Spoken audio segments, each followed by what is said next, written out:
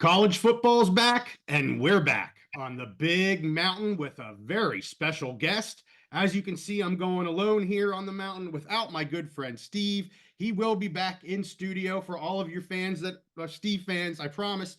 But hey, I'm going alone. We have a special guest here, Shaun Goodwin. He's going to talk about the Broncos from Boise State, and I'm going to talk about the Cougars from Washington State. We're doing a preview of this huge game for both teams. Welcome to the mountain, Shaun. JY, I appreciate it. I'll try to fill in for Steve. I'll try my best. But yeah, I'm excited to be here. Hey, well, we appreciate you coming on. I follow you on X. Just help our fans and viewers. Tell them where they can find you here on X or whatever your socials may be. Yeah, my main one will be X. It's just at Shaun Bronco Beat. We do also have a Facebook page. It's literally just Idaho Statesman, Boise State Broncos. So if you want to get your fix on Facebook, it's still hanging around. Yeah, you can basically find us both those places. Awesome. Very good. Well, let's get right into it here. This is a huge game. We really have two huge games in the Mountain West this coming weekend. We've got the UNLV Fresno game, but here we're going to talk about the Broncos versus the Cougars. And, kind of that in-conference, out-of-conference deal with the whole scheduling agreement we have going on this year. Obviously, it's not counted as an in-conference game, but everybody's playing these teams this year with the Bees and the Cougs. So I'd like to start with you. Let's start with the Broncos offense, which we know has just been fantastic to start the season. And I will talk a little bit about the Wazoo defense here, how they might maybe counter some of this high-powered offense with the Broncos. But everybody knows about Genty, but maybe what else? Certainly we can talk about him, but what else do we need to look for here in this game with the Broncos? Yeah, it's tough to talk about Boise State without Genty, right? Yes. I mean, the dude has played basically 2.5 games. Boise State is coming off that. I think it was 54-16 victory over Portland State, and he shut Genty down at halftime. I mean, the dude has 9 touchdowns and almost 600 yards through 2.5 games.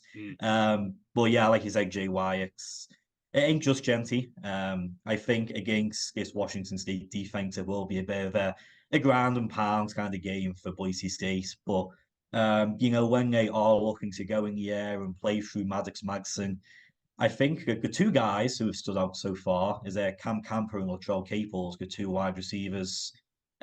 Both the Lancaster boys, as folk like to call them from here, they're both from Lancaster, Texas. So yeah, I mean, those will be the two guys that fans will want to look out for. But I mean, heck, we even saw Cam Bakes kind of explode. He has his first touchdown for Boise State this past weekend. He had just got 2 receptions, 70 yards and a 20-yard rushing touchdown too, which I don't know if you saw it, JY. It was a beautiful cutback. It wasn't in his scheme. It wasn't planned. He just saw that gap, cut back, and he was gone. So yeah, I think Genty, those would kind of be your main 3 guys I'm thinking that you'd be looking at. Yeah, I'm just so much speed on this offense with whether it's receivers or the running game. Just crazy speed out there with the Broncos. And I've been a fan of Maddox Madsen since last year. He just seems to have a lot of control over this offense. He's not going to be super flashy, but he threw some fantastic passes last week as well, one-on-one coverage, and he's fitting it right over the top. So he's got the arm, he's got the accuracy. And, when you look at the Washington State defense thus far, obviously they're 4-0 coming in. They have wins against Portland State, Texas Tech, Washington, and that huge double overtime win against San Jose State. So they've had a fairly tough schedule here to start the season. They're allowing 470 yards per game, and 319 of that has been passing. So I'm anxious to see here. I mean, Genty's going to get his touches, and he's going to get his yards. I don't see any team really being able to truly stop the running game with Genty being there with the Broncos. But I'm more interested to see what can Wazoo do in the passing defense against Madsen, because this passing game, I know Genty's getting all the hype, and rightfully so. Every time we talk Boise, we say Genty for Heisman, so I got to make sure I get that in. That would be my partner's job to say that. But I'm interested to see how the passing game for the Broncos can kind of have at the Cougars defense here. And, I'm also interested how these lines match up. And I'm going to talk about the lines a little bit more when I get to the Cougars defensive line, especially coming after last week. I think everybody loves to talk about these star players, but the the Broncos offensive line has looked phenomenal against Oregon, against these teams they have played. I mean, yeah, they got a great running back, but he's got to be able to run around through. He needs linemen to be giving him these holes. And my goodness, this line looks really, really strong. I mean, do you have any Yep. comments maybe about how you expect the O line to stack up against the D line for the Cougs? I mean, it is obviously the Oregon game was just as big of a challenge as Yeah. this Cougars game as well. But I mean, I think it's pretty comparable looking at the two teams. But yeah, I think a big thing to say about this Boise State line as well is they've lost their starting center Mason Randolph. He's missed 2 games now. The starting right guard Roger Carrion, he's missed a couple of games, and it's been next man up. And I mean, you're talking about an offensive line that they've allowed 2 sacks this season. I Yeah. think one goes as a broken play, and one was basically a scramble for a 1 yard loss. So basically you've been near perfect with protecting the quarterback, and then it's opening those gaps and letting those running backs come through. And it has been janky, but I mean, heck, we've seen Sire Gaines get Oh, yeah. some great carries. He came out injured against Portland State, and another true freshman with Dylan Riley comes in and Yeah. has a couple of touchdowns. So, it's not even a case of just Genty is that good. It's obviously the offensive line is able to work with several of these guys, and it's young kids as well. We're talking, I mean, Sire Gaines is 17 years old. I Yeah. didn't even know I was doing when I was 17 years old, but sure as hell wasn't rushing through the gap, I'll tell you that. Yeah. So now all of the attention has rightfully been on Genty, but I think this Boise State's offensive line has kind of been, I don't want to say an unsung hero, but, kind of probably the top unit of this team so far.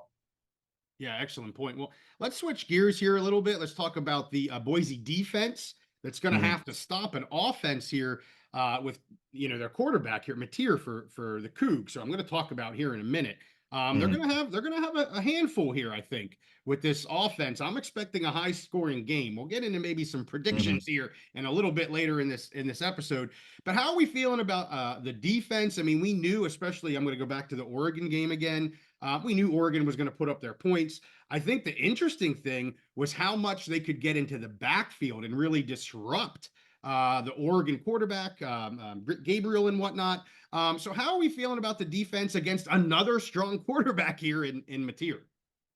I mean, I think everyone knows how much of a dual threat Mateer is as well. He can hear you throwing it, he can hear you running the ball. I think he's the top rusher for Washington State Yes, this he season is. as well. He is, Yeah. yeah. So, I think a big is obviously concern. I think with the Dylan Gabriel experience for that defensive line already there, and I mean, they had 4 sacks on Gabriel. That's an Oregon State defense or offense, which has struggled a little bit more this year, but in years prior, they barely let anyone touch the quarterback, right? So, again, coming in with Mattia, I think the experience is there. And I'd really like to point out Andrew Simpson. I mean, so, you've got the linebacker there for Boise State, and he's come on leaps and bounds, even just between year 2, year 3. 3 forced fumbles already, but you saw him with Portland State. I mean, he was acting as the spy, and it almost kind of felt like preparation for Mattia. He was just sitting there, waiting back, and just watching the quarterback and seeing if he was obviously going for a pass, looking for a gap. And it kind of felt like practice for Mattia, honestly, because all due respect to Portland State, Yeah. it was a bit of a blowout, but you could see Simpson working on that part of his game almost as preparation. Yeah, that makes sense. And, Mateer coming in here, 54% accuracy here for throwing over 1,100 yards already on the season, 11 touchdowns. As you said, he's the leading rusher on this team, 425 yards for another 5 touchdowns.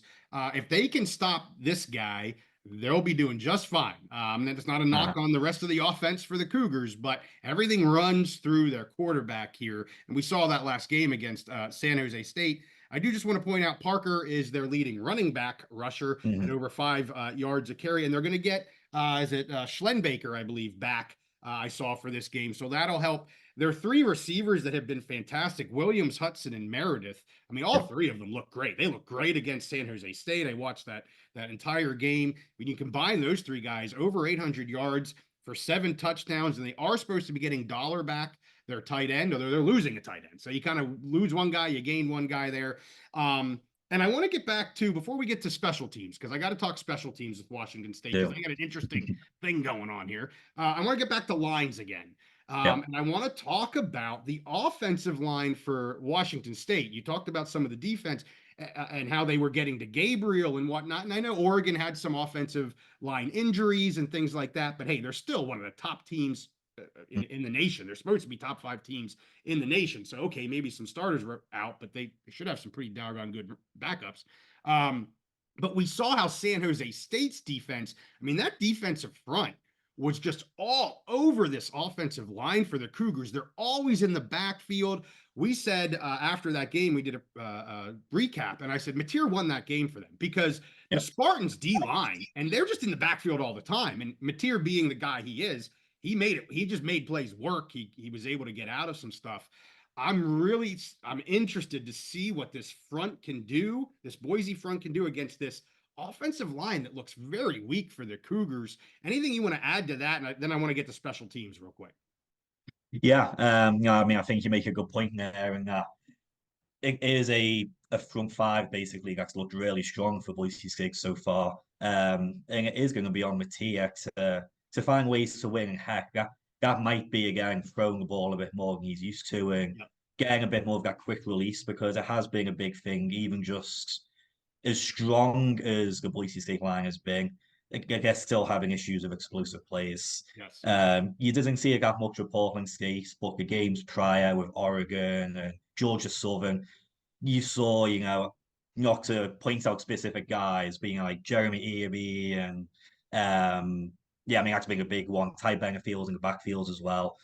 Sometimes getting beat on routes and getting beat to balls. Yes. At the end of the day, if you want to be a successful football team for the level that both Boise State and Washington State want to be, which is, in the playoff conversation and top 25, you're not going to win games laying up, 3, 4, 5 explosive plays per game.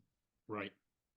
Yeah, it's a great point. And, and really that was the concern, I know my concern, and of many, about this Bronco defense, was the secondary and the pass defense. How are they going to be able to hold up through some of these games that have strong quarterbacks and strong passing games?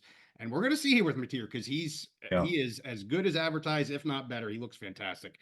I want to quickly talk about the kicking game for the Cougars. And you can certainly talk about the Boise State kicking game. I think they have, when you combine their two, their punter and their kicker, Dalmas and Rockstar Dom. Oh, like James Ferguson Reynolds. Reynolds. I mean, I think they got some of the best kicking game in the country when you combine those two guys. But I do want to talk about the kicking game of the Cougars. Janikowski's going to have to pull triple duty again. He did that last week.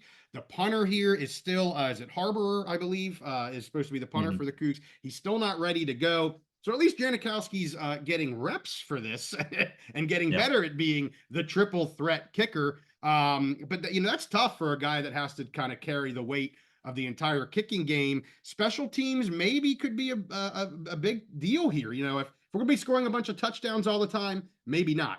But if teams are going to have to punt and definitely kick some field goals here, you got to I would certainly give the edge to the Broncos here with the 2 kickers that they have. And not a knock on Janikowski, but he's one poor guy trying to do everything. So how you feeling about your kicking game? I mean, to me, they're just some of the best guys out there. Yeah, it's been a weird one. I have to note as well, I've been asked a couple of times, like Janikowski for Washington State, no relation to Sebastian Janikowski. Yes, no relation. So everybody knows that name, though, right? So if you go on to Janikowski's page on Washington State, there's a line that says no relation. Okay. But yeah, no, Boise State, it's been a weird one. Like you said, you've got, James Ferguson Reynolds and Dalmas. They've been, for a good few years now, some of the best punter and kicker in the country. But there's been some weird issues. This past week there was a weirdly botched punt. JFR, as we like to call him around here, he kind of scrambled out to the side and went full Australian rules football with a side kick down the sideline. But I think the big issue more has been Boise State's defense with special teams. I mean, Oregon gave up basically 2 touchdowns. It was the whole weird 99-yard, drop the ball, but basically 2 touchdowns, right? Yes. And on both of those, you've got the kickoff or the punt was out to the sideline. And both times, four Boise State players were pinged up against the sideline, which just let the Oregon player just, return and just run across the green and into open space. Mm. So there's been little weird issues here and there. Yes, great punter, great kicker, but it's getting rid of those just weird little, game-changing decisions. Obviously, they probably would have beat Oregon if not for those two returns. Yeah. And then just again cleaning up those weird muffed punts or muffed snaps and stuff like that. Yeah, that's a great point, bringing up, kind of, it really was the game changer there in the Oregon game. You were allowing those two special teams touchdowns. I don't want to relive the loss for the Broncos, but I mean, that's how close that game was for sure. And you're right. I mean, that those were definitely two, game changing types of plays there for them. So any intangibles you want to get to, and then certainly I want to get your prediction on the game. And we know this is a home game for Boise. I know I've seen a lot on the socials here, another sellout and so many season tickets, and just everybody is excited for this team. So certainly that's an intangible in and of itself. Anything else we want to talk about? You kind of hit both my intangibles. I'm sorry. No, it's fine. I mean, one was going to be a special teams play, which we just went over. And then, like you said, it's just Boise State at home. This is a team that in recent years, it's weirdly not been as good as it has been. When you think of the blue and Boise State and it's a fortress. I mean, I forgot the exact number now, but in the last 5 years or so, I think they've lost close to double digits games at home, like been racking up. But Spencer Danielson has come in and is the full-time head coach now. And it just seems to be such a positive, different atmosphere from under Andy Avalos. And I should say, it's my first full year on the beat. I kind of helped out last year a little bit and was around Avalos a little bit. But it just seems like a fun, positive team to be with right now. And it gave amazing emphasis going into the Portland State game. We need to fix, our home form and how we perform on the blue. And heck, if you want to make a statement game at home, this is the one, right? This is definitely the one. This is a huge game for Boise State. They've already had a few, especially the Oregon game. This is another huge game for them. Another couple in conference coming up, but one game at a time, and this is a big one for both of these teams. I mean, certainly Wazoo, an intangible, they're undefeated right now. They don't want to see their O go away. They want to keep that sucker as long as they can. They're one of the Pac-2 right now. That's trying to just beat up on everybody else. They were the forgotten, if you will. They think they should be in a power conference and all that kind of stuff. I'm not going to go down the road of what's going on in conference realignment in this episode. But yeah, I mean, they have a lot of intangibles behind them as well, just with everything that they've kind of had to go through over the past year and a half with them. Sure. So, all right, let's get to it here. Predictions. I am going to let you start. What do you think is going to happen in this game? I do think it's going to be high scoring. I don't think that's going to go away anytime soon. I think both offenses too powerful to stop. It's not quite going to be the 50 plus or the 70 points we saw for both teams against Portland State, obviously. Yeah. But I'm going with the bold prediction of, I'm going to say 41-34 to Boise State. I think it's going to be one of those. I think Washington State will have the ball last possession, and it's going to be one of those. I think a fourth down situation, you get the stop, but again, that could easily swing into a touchdown and then heck, a 2-point conversion. Who knows what, right? So I do think it'll be a one possession game. I'm going to lean Boise State just because of the home factor and game changes like Genty and whatnot. But so yeah, I don't want to seem like I'm sitting on the fence. I am saying a Boise State win, sure, but it's going to be a damn close game. Yeah. I agree, and I like a lot of points. I mean, I think everybody expects a lot of scoring in this game from both of these offenses who they're clicking right now. Absolutely. The line here is 7.5. The last that I checked. So you're right there at the 7 mark for what Vegas is calling for it to be as well. So we did our pick episode yesterday. I picked Boise to cover the spread of 7.5. And I'm going to be more bullish here on the Broncos. I'll be honest. There's just too much for me to really like on the offensive side of the ball for the Broncos. And yes, Mateer is fantastic, but if they can get to him and disrupt him, Boise State, nothing against the Spartans. They're definitely a better team than San Jose State. Other San Jose State is surprising everybody this year, including myself. So I don't mean to knock on them, but they're not Boise State. So I'm going to go 45-31 that they cover this spread fairly easily here. I just think there's a lot of points to be had.